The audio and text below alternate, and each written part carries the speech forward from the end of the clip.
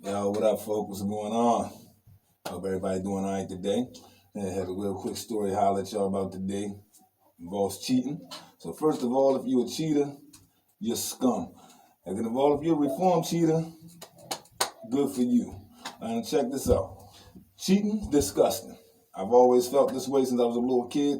When I overheard some daggone adults arguing about it through a wall, ear hustled on there. I was like 12 actually. I could hear what they were saying. I ain't understand it. I ain't understand dude that got jammed up. But I ain't understand why she's telling him, precisely, you got a woman at home, why you doing somebody else?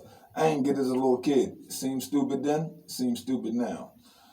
That shit destroys people, destroys families, you know what I mean? Ain't no secret. People commit suicide, lose their mind, nervous breakdowns, all sorts over that kind of crap. You doing that shit, grow up, cut it out. Now, this story got to do with somebody doing some bull crap that screwed me up. I had nothing to do with the situation, okay? So check it out and try and make it short, which I'm horrible at doing. So it was 2003. I'm working at PetSmart. $7 an hour, horrible pay, but I love the job. As everybody know, I love working with the fish. So this chick is coming in there a few months. Me and her chopping it up. Cute little white girl coming there in scrubs. Come find out she work at an animal hospital. She's a vet tech. So she's coming there getting crickets for her little lizards or whatever she had at home. And we be chopping it up. So finally one day hey, you know what? You're pretty knowledgeable about these little animals, this, that, and the other. You ever thought about working, in another field with animals where you can work with them more closely, this, that? So I'm like, yeah. I was like, actually, when I came out of high school, I actually wanted to be a vet. I was trying to go in the Army. You know what I'm saying? Let them pay for the school and this, that, and the other. I took the ASFAB and everything. My mother wouldn't sign the papers, so I ended up having to go to college. And here I am, bada bada ba. So she's like, oh, well, if you're still interested, you should come try, giving a vet tech a try, see if it's something you might want to get back into. So I'm like, okay, I might give it some thought. So she's like, well, Ed Doctor's been talking about hiring somebody, bringing somebody else on the staff. I could talk to her about you, see if she'll interview you. So I'm like, cool. So she does. She come back in like, yeah, talk to my boss. She said, call this number. She'll set you up with an interview. So I go in, Brock's the interview. Bam, I start like a week or two later. So the shorty that gets me the job, boom, she's there for about like 2 or 3 months after I'm there. And then her boyfriend, she was living with her grandmother, but her boyfriend ends up buying a house. And it was like an hour away from where we was at in Annapolis. So she had told the doctor, once I found, she was like, the commute is kind of far, it's kind of heavy. We was only making $9, $10 an hour. She was like, I can't really keep driving over an hour down here every day. When I find somewhere else, I'm going to have to leave here. So the doctor was blown, but she like, okay, I can dig it. So the girl finds another job. She comes in there, it's her last day. The doctor's all boo-hooing. Oh, I'm going to miss you so much. Because the girl had been there a few years. She knew the job well. She knew the clients well. And she was cute. So I'm sure some people was coming there just to see her ass. You never know how that go. So I'm like, boom. Another girl comes in that actually was working there on and off. This girl was in college to be a certified vet tech. So when that girl left, she came in and filled up that spot. Because the lady was like, it's a small private practice, only fit like 8 people in there. The building was small, plus the lady was like, I can only afford to pay for so many people. So like, boom. So, babe, I'm there almost close to a year.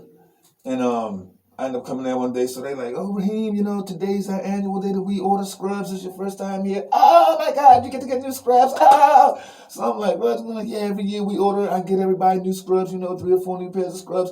Oh, my God, this is the first time we had a guy working here. Can we please, pick out your scrubs, Raheem?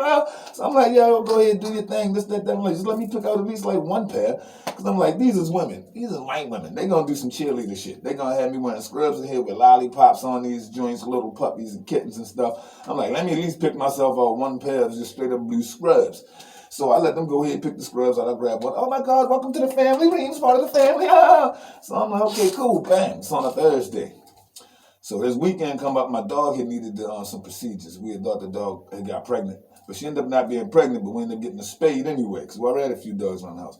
So my doctor talks to me and all this stuff. Now, black people, they get dewormer, rabies shot, and they might not see a damn vet again for the rest of their life unless they get hit by a car or something. So I'm like, boom. She talks to me and, oh, I'm giving you 50% discount and I'm going to just take it out of your check, $30, $40, $50 out of each check, whatever you feel comfortable with. You won't even notice it. I'm like, cool. So she does a real good job of talking me into doing all these procedures. I spent several $100s on procedures in this joint, right? So I'm like, I'm not going to notice it coming out of my check. Boom. To get the stuff done, that's on like a Saturday. And then, boom, we closed on Sunday. I'm off on Monday. So I'm back around the way chilling with somebody. I'm sitting out there in their car chilling because my truck was in the shop. So I get out and run in the house for something. I come back. My man's like, yo, your phone rang while you was in there. So I'm like, what? So I pick the phone up, look. It's my job. There's a voicemail. So I'm like, okay, cool. I'll check it out later, whatever. Bada. We sitting out there chilling, whatever. Finally, I go ahead and call the number back, call the joint back. Office manager answers the phone. I'm like, hey, what's up? It's Raheem. Hey, Raheem. Like, yeah, I got a call from y'all. What's going on? Well, did you check the voicemail? I'm like, no, I don't usually check the voicemail. I just figured I'd call back and see what's up. What's going on? Oh, well, Raheem, kind of have some bad news. It's spring is coming up and, business is going to pick up. We're going to be really booming. It's our busy season. And we kind of didn't have the time to properly train you and get you up to speed for everything we need you to know and be able to handle with that busy season. And, it's totally our fault. We dropped the ball on that one. We should have been more diligent in training you. But we just don't want, to get overwhelmed and frustrated here with all that's going to be going on in the spring. And we just don't think, you're probably not going to be able to handle it with your amount of experience. So unfortunately, we're going to have to bring somebody else in that can probably keep up with it. But I'm like, huh? How the fuck did my training fall behind? 4 days ago, I was part of the family. You can't buy me new scrubs and shit. How the fuck 4 days later? What the hell going on here, right? So I'm like, all right, She's like, well, you can either come in and pick up your check tomorrow and that be it, or, you can work out the weeks if you want to get one more check. I'm like, yeah, I need to get me one more check, you know what I mean? Because I'm like I said, I'm ready to lose the job. I'm ready to have to dump this check, then I'm ready to pick up on my truck to get it fixed. So boom, I go there, I get dropped off at work the next day, whatever. I get in there, I walk in, double take. I see the chick in there that got me the job. So I'm like, what's up, man? Hey, like, what's up? What you doing here? So I'm like, all right. I done got fired, so I don't really care anymore. I'm mad anyway. So I'm just go back here, da-da-da-da. So the whole time, I'm noticing everybody's dipping in and out of the doors in the little rooms. So all women there except me. You know what I'm saying? So the place is already always chatty, gossipy. But it's like extra chatty today. You know what I mean? It's just doors closing everywhere. Everybody whipping through these little walkways and into the little surgery rooms, shutting doors and stuff, right? So the next thing you know, the girl got me the job, comes up, he's starting to me. I don't know what she was talking about, talking some BS, leaning a little too close for the way I was feeling, right? So I'm like, boom. I noticed after a few hours, she's still there. I'm thinking she just slid down from, where Baltimore County or whatever to visit or whatever, say hi, revisit the old spot on her day off from the other spot. But it's like halfway through the day and she's still here. So I'm like, what's up? What's going on in this bed? So then it comes out that, Danielle is back here at the spot working. What? The fuck is Danielle back here working? I'm like, hold the hell up. Now, I did remember when she left on her last day, the doctor was in that bitch boo-hooing. Oh my God, I'm going to miss you so much. If you ever need a job, you ever back down this way, for any reason you want to come back, you let me know. And there'll be a place here for you. There's not room here, I'll make room for you. And that's what the fuck the bitch did. Fired me to bring this hoe back. Now, upon further ear hustling, I find out that I lose my job because this nasty hoe gets up there after being with this dude for a few years, moves into his crib he done bought. She gets right up in unfamiliar territory and starts cheating on this dude with her hoe ass. He catches her, boots her out, so she has to move back down here to Annapolis, so she's back in town. Now, she ain't going to drive over an hour to go to that new job, just like she wasn't going to drive over an hour to drive back to her old one. So guess what? She quits that one, needs her job back at this one. I get fired because this girl's a slut. You know what I'm saying? Straight like that.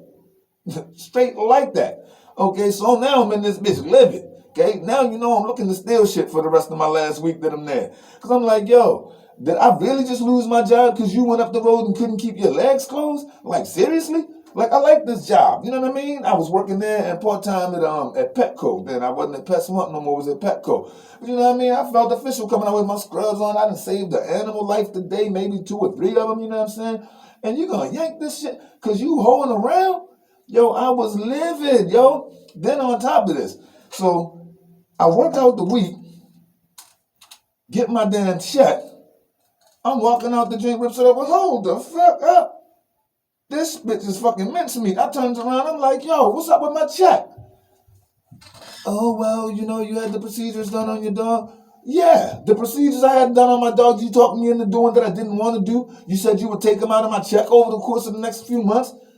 Oh yeah, but now that you're no longer working here, that option's only available to employees. And since you're no longer working here, I had to go ahead and just say, yo, what kind of foul ass shit is you on, yo? So on Thursday, I'm family. Friday, you get me spend like $700, $800, $900 on a dog when I only wanted to spend $50 on the dog. Then you fire me for this hoe. Then you snatch my damn check and shred it down to nothing. Whereas my truck is in the shop. Now I can't even get my truck out the shop. You know what I mean? You need the ignition switch and something else. It's stuck there chilling. This last little check I get, this joint ain't about nothing either. So now I'm stuck here with the little bit of damn money. I can't do nothing.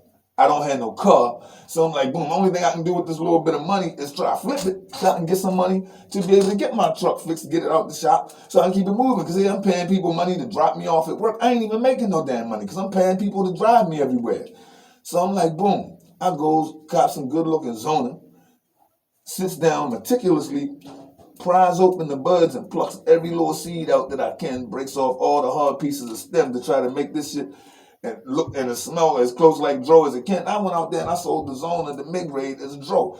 Now, like I said, my whip is in the shop, so I'm in the hood. Only the people I'm selling these to, these is my friends and my family. You got me doing hoodwink shit, not only to where somebody can come back and want to go upside my head like, yo, hey, what is this shit you sold me? You know what I'm saying? On top of the fact that it's not like I don't feel bad. You know what I mean? These is family of mine, blood family, friends that I came up with since J High. And I'm selling them shit for double the price, you know what I mean? Fucking a gram of motherfucking mid-grade for $20 and shit. Not to mention this shit could ruin that relationship. This is the kind of fuck shit I'm doing because she wanted to hold around, you know what I'm saying? So in the future, man, yeah, again, collateral damage that I'm sure she probably had, it was unbeknownst to her. But this is the kind of stuff when you cheat, not only are you consciously planning to possibly destroy the person that you're dealing with, that's a whole nother level of selfish and evil comment right there, but you can leave a wake of disaster that you don't even know about. And I'm sure this happened almost 20 years ago now. Now, maybe she didn't even care, but it probably unbeknownst to her that this is what became of my situation. You know what I mean? Struggling for the next several months until one of my peoples, my aunt, ended up hitting me off, work something out when you hit me off with a vehicle. But I had struggled because this mother wants to hold around. I get fired. I get my check slashed down to nothing. And I'm left high and dry back in the hood, hoodwinking my family with weed. So grow up, mature. Don't do no common shit like that because you can destroy people, break people's hearts, ruin people's lives. If you destroy your own life, it's what you get. But you know what I mean? Like I said, the collateral damage can come from anywhere. You know what I'm saying? And again, it hit me off and left me sitting back in the neighborhood. I never got my SUV back because it sat in there accumulating daggone fines for so long sitting since I couldn't go get it out when I was supposed to. I had to go ahead and let them keep the daggone truck. These daggone screwed me over. So everybody just mind yourself, mind your manners, mind your feelings, and be considerate of other people. You know what I mean? Don't do that. All right? And I hope everybody have a great day. Remember, smile, don't wow, because when you lose your cool, you can lose it all. And just for the record, Daniela, you're a hoe.